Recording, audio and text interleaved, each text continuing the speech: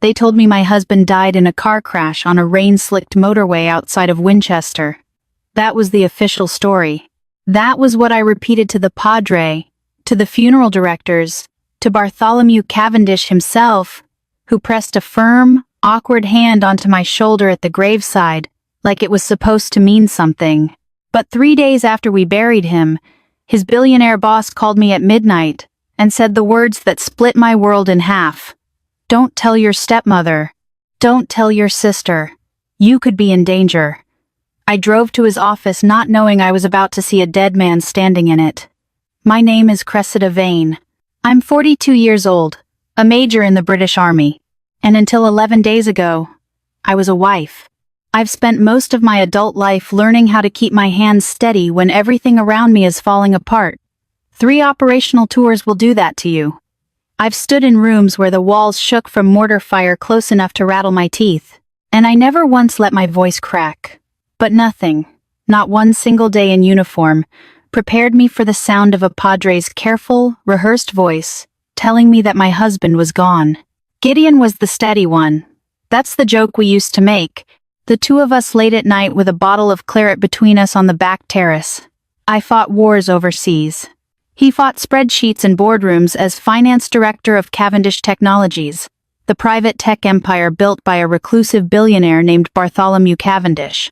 Gideon handled the house, the direct debits, the school forms for our nephew who stayed with us during the summer holidays. The small, unglamorous architecture of a life. I was gone 8 months out of 12 some years. He never once complained. He used to tell me, somebody has to hold the fort. Cressida might as well be the bloke who's good at maths. He was 46. He had a runner's build he never lost, even after 2 children and 40 years of living.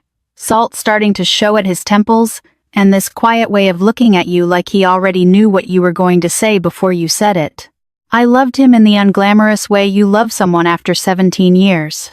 Not the fireworks kind of love, but the kind that's load-bearing. The kind you don't examine because you're too busy leaning on it. Then came the phone call from the Rhodes policing unit, and after that, the funeral. I remember standing at the graveside in my number 2 dress uniform because I couldn't bring myself to wear anything else. Some absurd instinct told me that if I stood at attention long enough, I could hold myself together through sheer muscle memory. Fiona, my stepmother, cried loud enough that people 2 rows back turned their heads. Imogen, my stepsister, dabbed at her eyes with a tissue that never seemed to actually touch her face. I watched them the way I used to watch terrain during reconnaissance, looking for what didn't add up. And something didn't add up. It hadn't added up for years, if I'm honest with myself. But grief has a way of making you generous with people you shouldn't be generous with. I told myself it was paranoia. I told myself grief makes liars out of our own instincts. 3 days after the funeral, my mobile rang at 10 to midnight. I almost didn't answer a number I didn't recognize. And by then, I'd had enough condolence calls from people I barely remembered to last a lifetime. But something made me pick up. Cressida. The voice was low, controlled. The voice of a man used to being obeyed. This is Bartholomew Cavendish. I found something that belonged to Gideon. I need you to come to the office tonight if you can. I sat up straight in the dark of our bedroom. Gideon's side of the bed, still made, still untouched, like some part of me thought that if I didn't disturb it, none of this would be permanent. Mr. Cavendish, it's midnight. I know what time it is. A pause. And in that pause, I heard something I didn't expect from a man worth 10 figures in sterling. I heard fear. Cressida, listen to me carefully. Don't tell your stepmother. Don't tell your sister. Don't tell anyone where you're going. You could be in danger. The line went quiet after that. Just his breathing and mine. 2 people standing at the edge of something neither of us wanted to name out loud. I didn't ask questions. 17 years of marriage to a numbers man had taught me that when someone that careful, that precise, breaks protocol to call you in the middle of the night, you don't waste time asking why. You move. I pulled on jeans, a jacket, Gideon's old barber coat that still smelt faintly of his cologne, and I drove through empty streets with my hands tight on the steering wheel the way I used to grip a rifle before a patrol. Not out of panic, but out of readiness. Cavendish Technologies occupied the top 4 floors of a glass tower in the city center, dark that night, except for a single lit window on the 40th floor. Gideon's old office. The security guards let me up without a word, like they'd been told to expect me. The lift climbed in silence. My own reflection stared back at me in the polished doors. A woman I barely recognized, hollow around the eyes, jaw set, waiting for a fight she didn't yet understand. The doors to Gideon's old office were open. Bartholomew Cavendish stood near the window with his back to me. The city lights spread out below him like a field of dying stars. But it wasn't Bartholomew who made my breath catch in my throat. There was another man in the room, tall, gray at the temples, standing very still near the desk, like he'd been waiting a long time for this exact moment. He turned around, and when I saw his face, the floor seemed to tilt beneath me. 17 years of certainty collapsing into a single impossible thought. Impossible, I whispered, my voice barely my own. You died 8 years ago. The man standing in my dead husband's office was Julian Thorne. I hadn't said that name out loud in 8 years. Nobody had. Not since the fire that supposedly took his life in a warehouse by the docks. Back when he was still an internal investigator for Cavendish Technologies, the quiet man who used to bring his children to the company picnics, who once helped me change a flat tire in the rain because Gideon was stuck in some meeting that ran long. I remembered the funeral. I remembered his wife weeping over a closed casket banked with white lilies, the same flowers I'd later choose without thinking for Gideon's funeral. I remembered thinking at the time how strange grief was, how it made even strangers feel like family for one single afternoon. And now he was standing here alive, in a gray, bespoke suit that fitted him like it had been tailored for exactly this moment, like he'd been rehearsing his own resurrection. Cressida. His voice was steady, careful, the voice of a man who had spent 8 years learning how to disappear. I know this is a shock. I need you to sit down. I didn't move.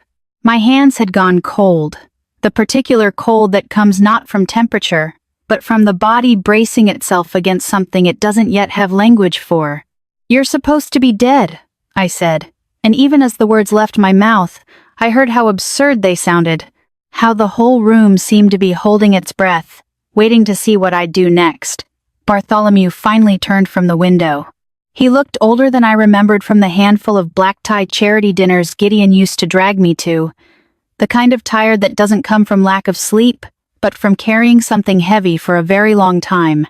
Cressida, please sit. There's a great deal you need to understand, and very little time to explain it. I sat because my legs had started shaking in a way that had nothing to do with fear, and everything to do with the sheer physics of standing up straight.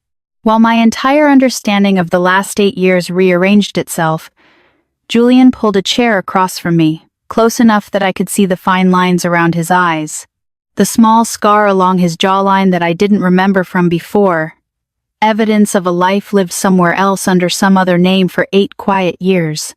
I didn't die in that fire, he said. Bartholomew helped me disappear. I'd uncovered something inside the company, embezzlement going back years, tied to people with more power than they should have had. It wasn't safe for me to stay Julian Thorne anymore. So, I stopped being him. Why now? My voice came out sharper than I intended, edged with something between grief and fury. Why show yourself now after Gideon? I couldn't finish the sentence.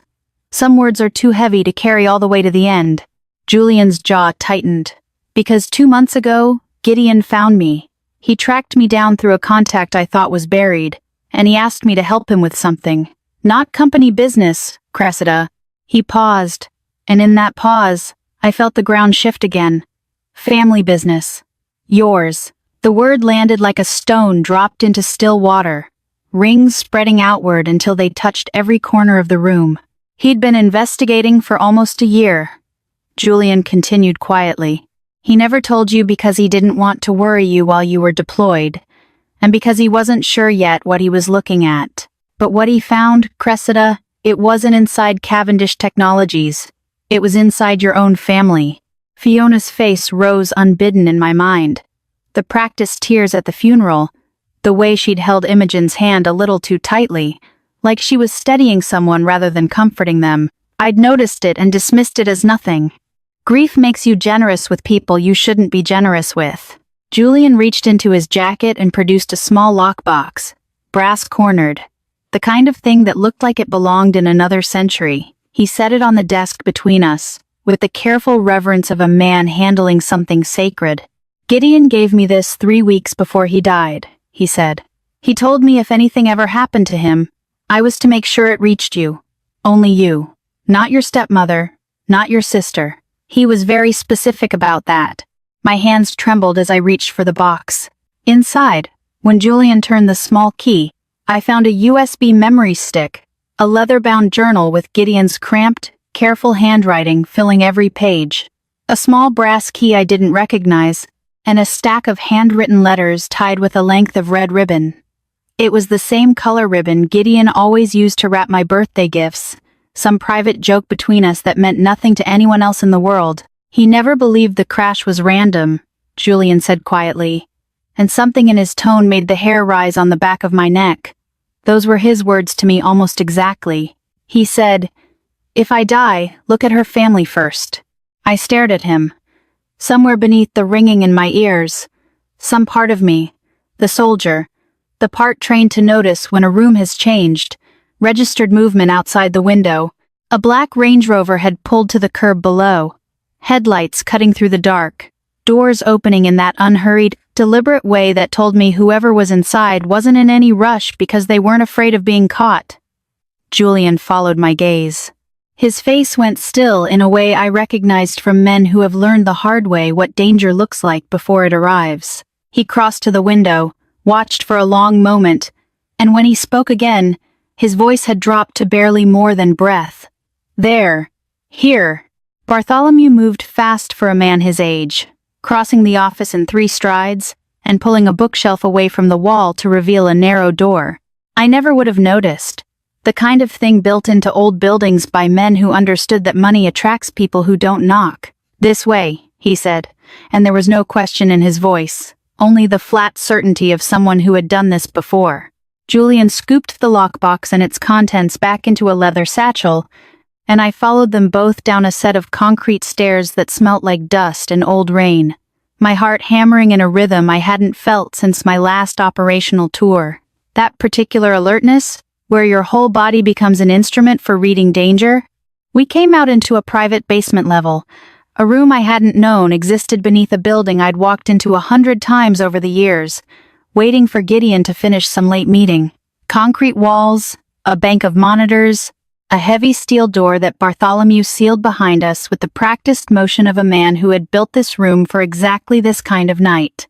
"You have a panic room," I said, and even in the middle of everything, some absurd part of me wanted to laugh at how surreal my life had become in the span of 11 days. "I have several," Bartholomew said without a trace of humor. "In my line of work, paranoia is a survival skill, not a diagnosis." He gestured toward a bank of monitors, one of which showed the black 4x4 still idling at the curb. 2 figures were now standing beside it in the orange wash of the street lamp, faces obscured by the angle of the camera.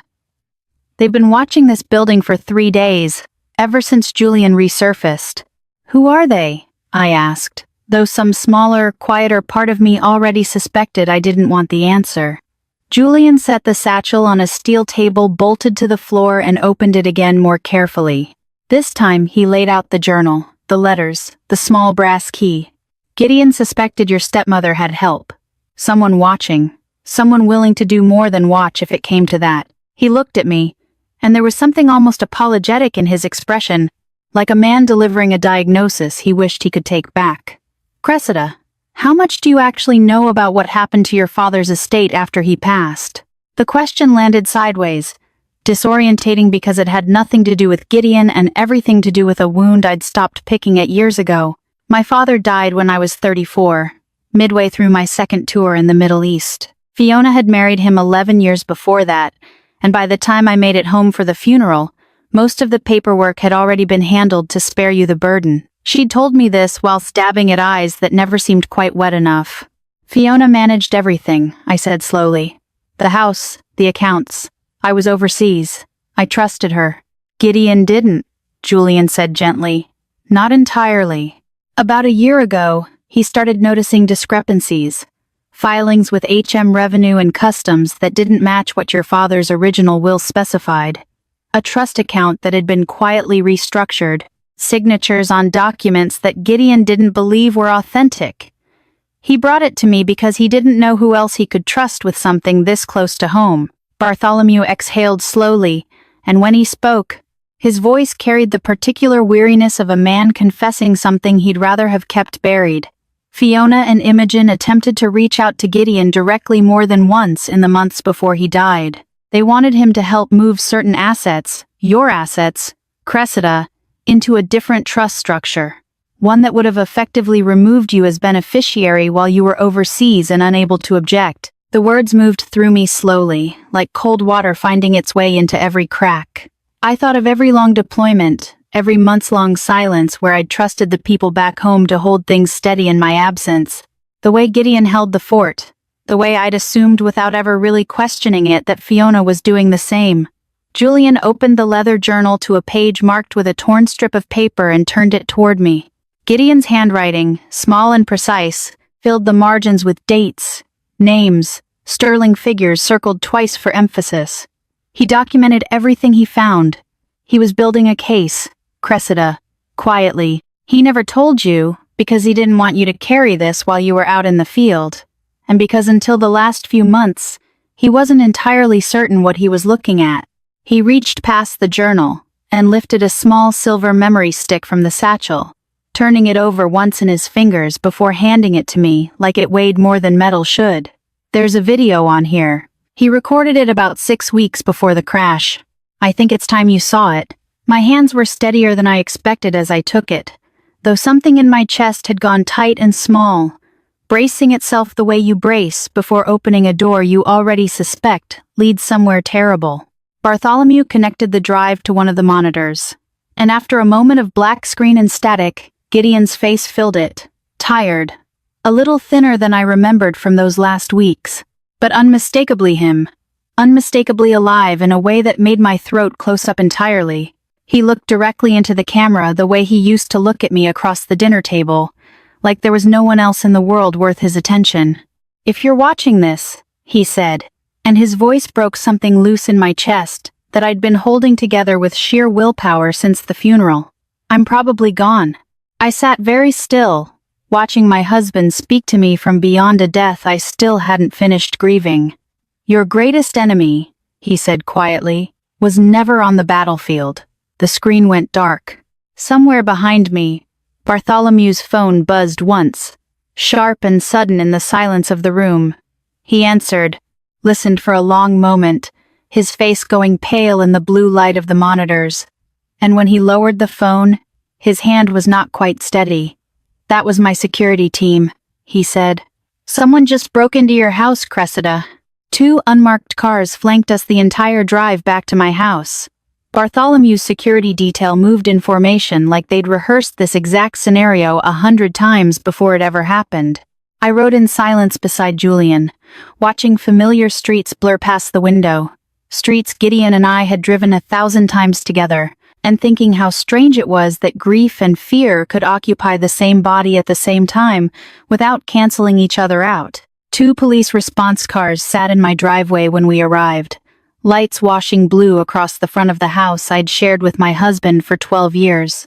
A young constable met me at the door, his expression carefully neutral in the way police learn to hold their faces when they don't yet know how bad the news is going to land. "Ma'am, someone forced entry through the back door. Whoever it was, they were gone before our units arrived. Nothing appears to have been taken from the main living areas." "The main living areas," I repeated, and something cold settled in my stomach because I already knew, with the particular certainty that comes from marrying a careful man, exactly where they'd have gone looking. Gideon kept a small home office off the garage, a room he'd converted years ago from what used to be storage space, and inside it, bolted into the concrete floor beneath a false panel he thought I didn't know about, sat a heavy steel safe. I'd found it once by accident whilst dusting and simply never mentioned it, because some part of me understood he needed a place that was entirely his own. I walked through my own house like a stranger, the constable trailing behind me, Julian and Bartholomew a step further back, all three of them watching me with the particular caution people reserve for someone standing at the edge of a cliff. The office door hung open. The false panel had been prized up and cast aside. Splinters of wood scattered across the floor, like something had been torn out of the earth rather than simply removed. And the safe stood open, its heavy door hanging crooked on one hinge, gouged and forced by tools that had clearly been brought for exactly this purpose. It was empty. I stood there for a long moment, staring into that dark, hollowed-out space, feeling something that wasn't quite relief and wasn't quite despair. It was some third thing that didn't have a name yet. "He moved everything," Julian said quietly from the doorway, and I turned to find him studying the wreckage with the flat, assessing look of a man who had spent a career reading crime scenes for what they didn't show as much as what they did. Months ago, from the look of that dust pattern, whoever broke in tonight was looking for something that hadn't been here in a long time. Bartholomew crouched beside the ruined safe, running a gloved finger along the inside edge. And when he stood, his expression had shifted into something grimmer, more focused. "Gideon was thorough," he said. "He knew someone might come looking eventually.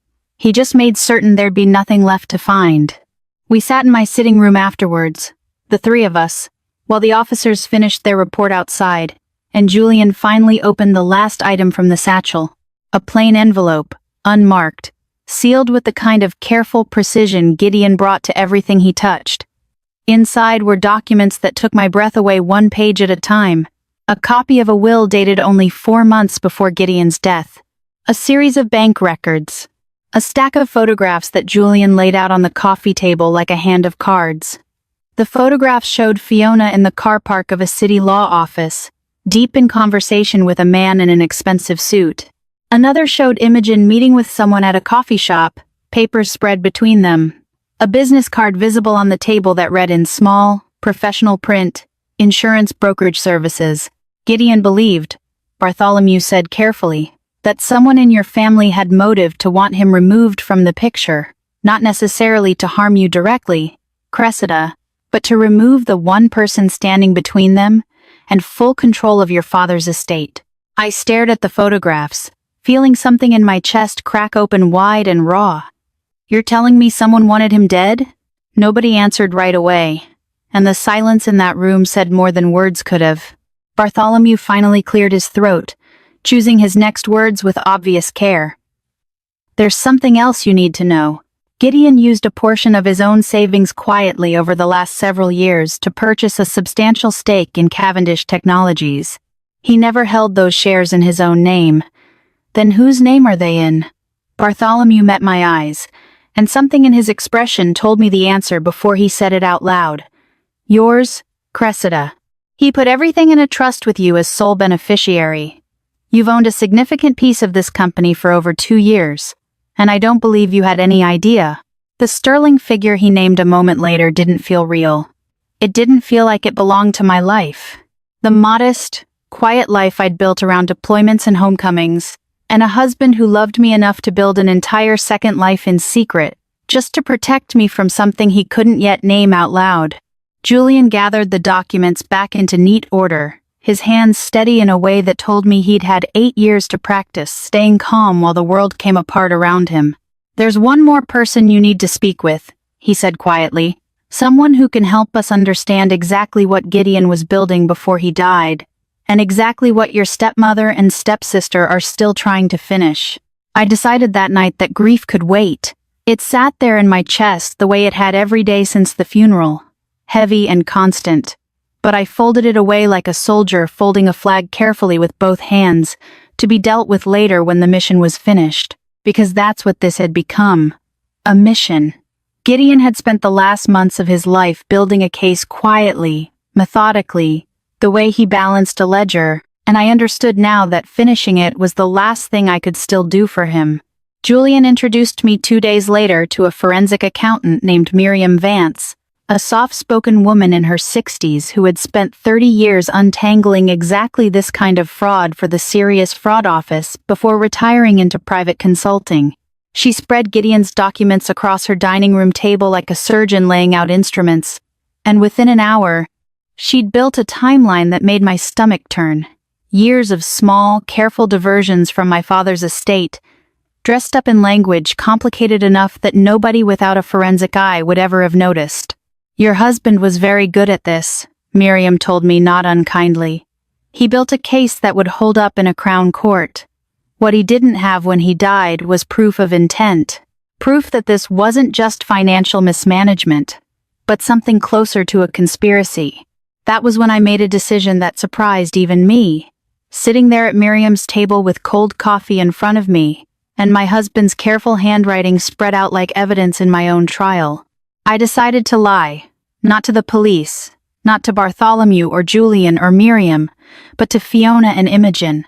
I decided that the version of Cressida they'd see going forward would be the grieving widow they expected.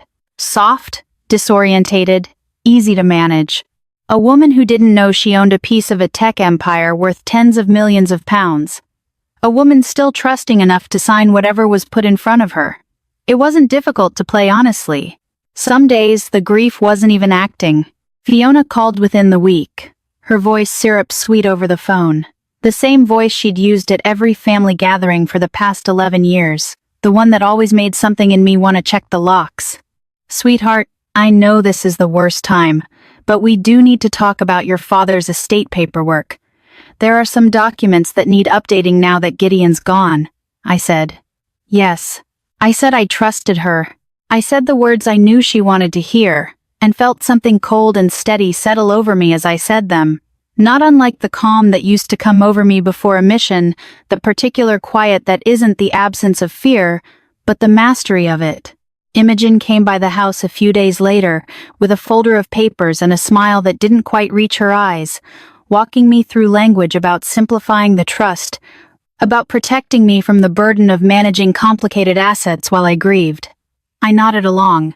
I asked the kinds of questions a confused, exhausted widow might ask. I signed nothing, of course. Miriam had warned me not to. Not yet. But I let them believe I was close, that a little more pressure would finish the job. Meanwhile, Julian worked quietly in the background, installing a small recording device in the sitting room, where Fiona and Imogen always insisted on meeting, the room with the good light, the room where Gideon used to read the Sunday papers. Bartholomew, for his part, began laying the groundwork for something larger, a shareholders' meeting scheduled 6 weeks out, ostensibly to formalize the transfer of Gideon's estate holdings following his death. Fiona and Imogen believed that meeting would be the moment everything finally came to them. They grew bolder as the weeks passed, the way people do when they believe they've won. Imogen let something slip during one of our meetings, some offhand comment about how Gideon had gotten too curious for his own good toward the end.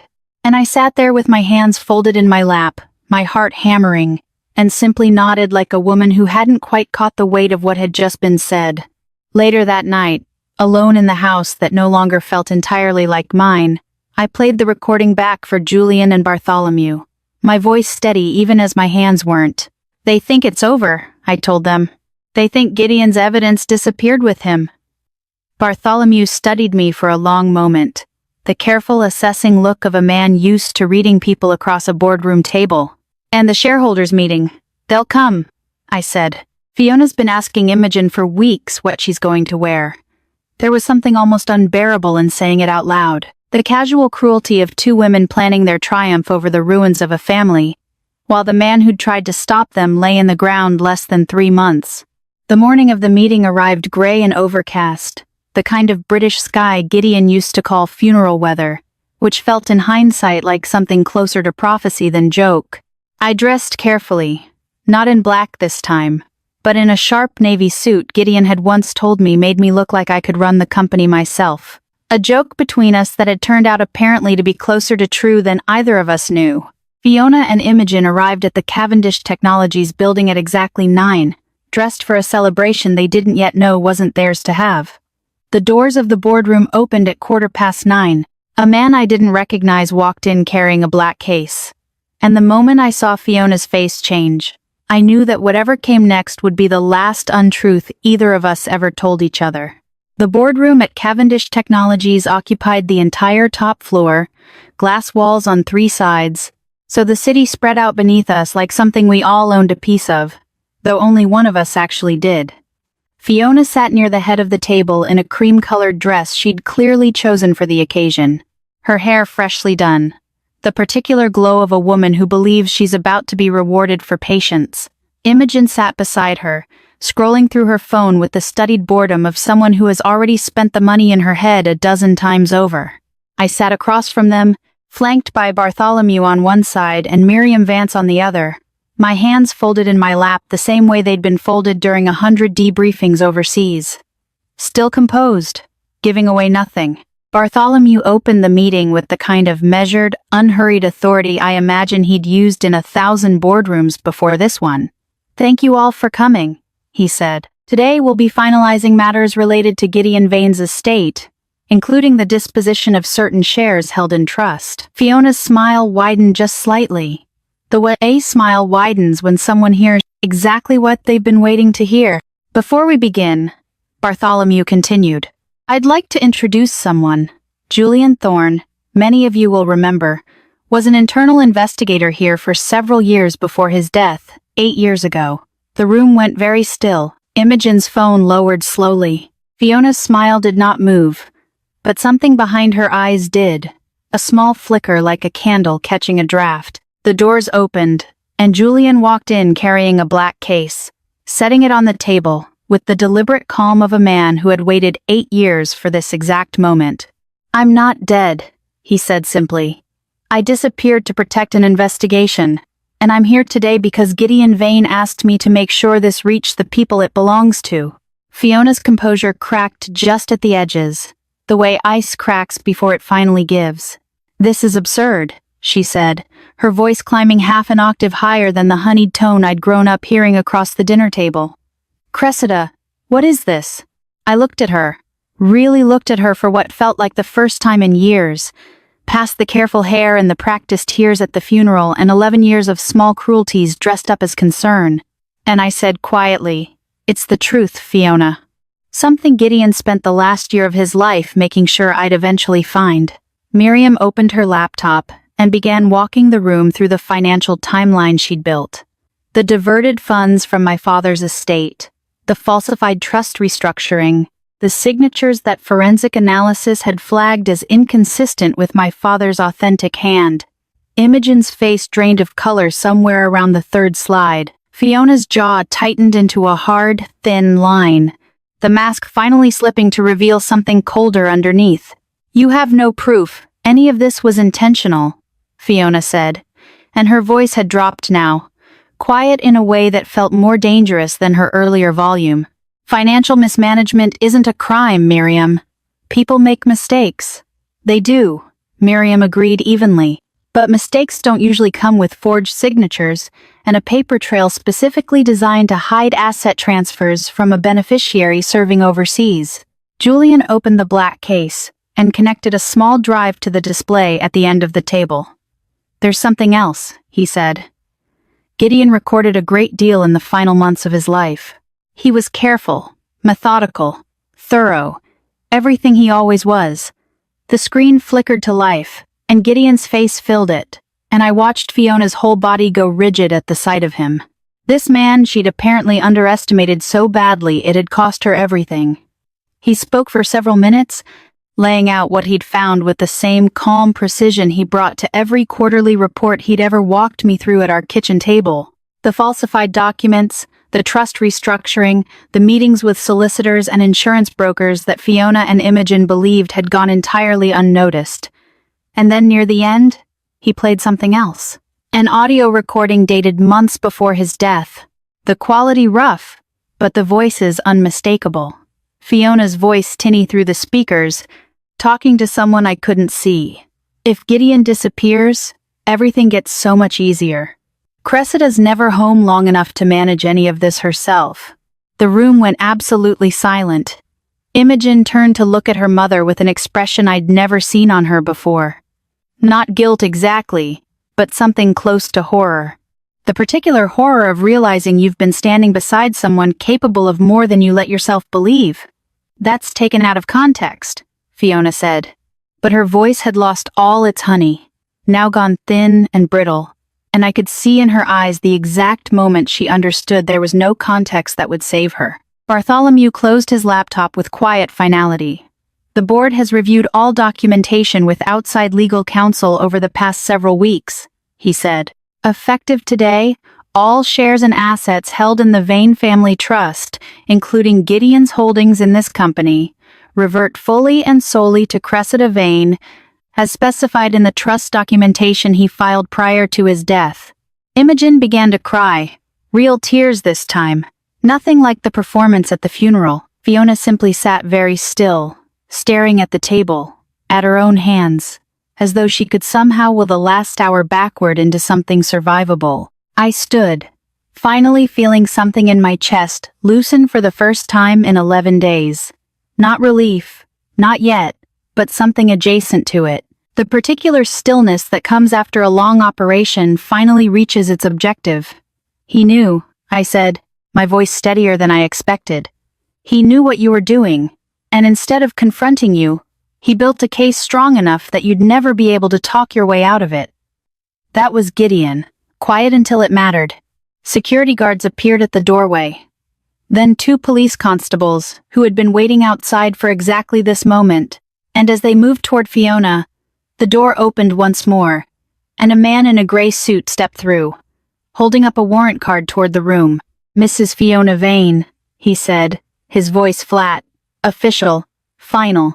We need to ask you some questions about your son-in-law's death. 6 months passed before the investigation reached its conclusion, and I spent most of them the way I'd spent every hard season of my life, showing up, doing the work in front of me, and refusing to let the ache in my chest become the whole of who I was. The SFO investigators built their case slowly, the way careful people build anything meant to last.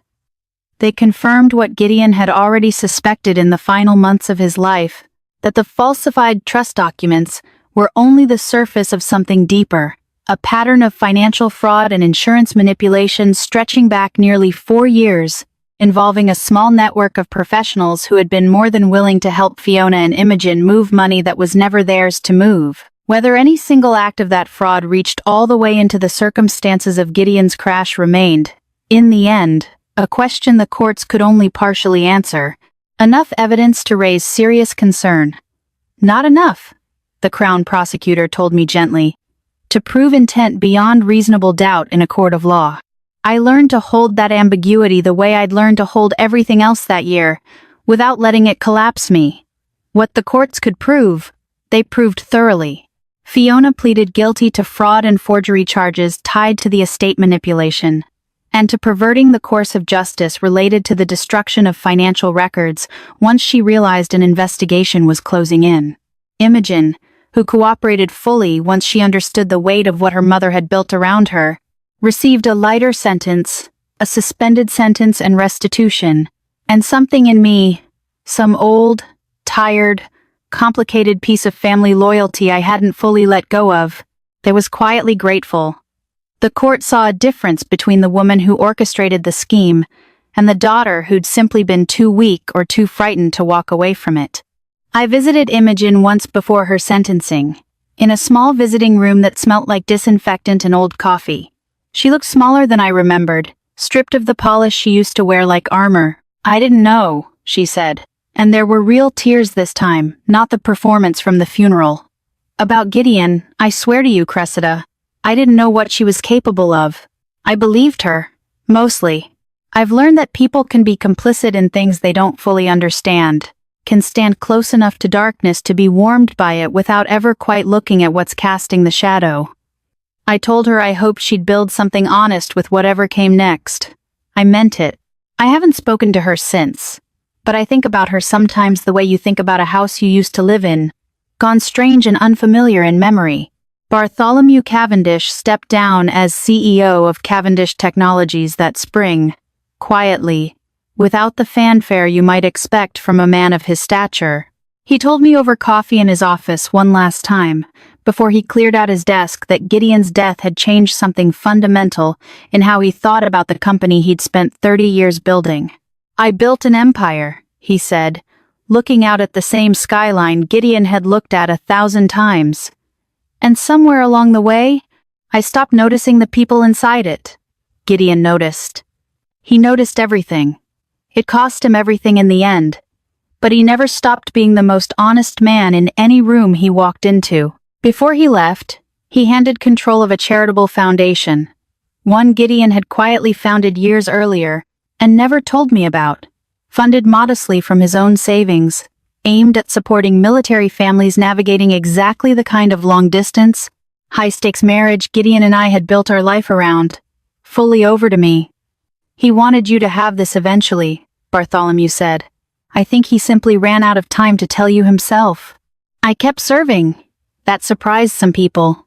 I think friends who assumed that inheriting a fortune, uncovering a family betrayal, surviving something this large might make a person want to walk away from the discipline and hardship of military life. But the army had never been the hard part of my life. It had been the steady part, the part that gave me a place to put my hands when everything else felt like it was slipping. I took command of a new post that summer, and I brought Gideon's foundation with me, quietly growing it into something that mattered, a scholarship in his name for military families who'd lost a spouse, and separate support funding for veterans navigating the particular loneliness of coming home to nothing familiar. The final letter I saved for last. Julian had told me all those months ago that there was one more envelope in Gideon's collection, sealed and dated the week before his death, meant to be opened only once everything else had settled. I waited until the trial concluded, until Fiona's sentencing was final, until the last quiet business of that terrible year had been put to rest, before I finally sat down at our kitchen table alone and opened it. His handwriting filled 2 pages, careful as always. And near the end, he'd written something that I've read so many times since that I no longer need the page in front of me to recite it. I couldn't choose how my story ended, but I could choose how yours begins. I sat there for a long time after I finished reading, the house quiet around me the way it had been quiet for months, except that the silence felt different now, not empty exactly, but full of something I couldn't quite name. I walked out onto the back terrace where we used to sit with wine and easy conversation, and I looked up at a sky scattered with more stars than the city usually let you see. And for the first time since the Padre's voice had first told me Gideon was gone, I felt something in my chest come fully, quietly unclenched. I wasn't living in the dark anymore. I was standing finally in the light he'd spent his whole quiet, careful life building for me. If this story moved you, I'd love to hear which part hit you hardest. Leave a comment and tell me where you're watching from tonight. We've got so many more stories like this one waiting for you. So, make sure you subscribe and turn on notifications because you won't want to miss what's coming next. Thank you for sitting with me through this one. Let's keep walking through these stories.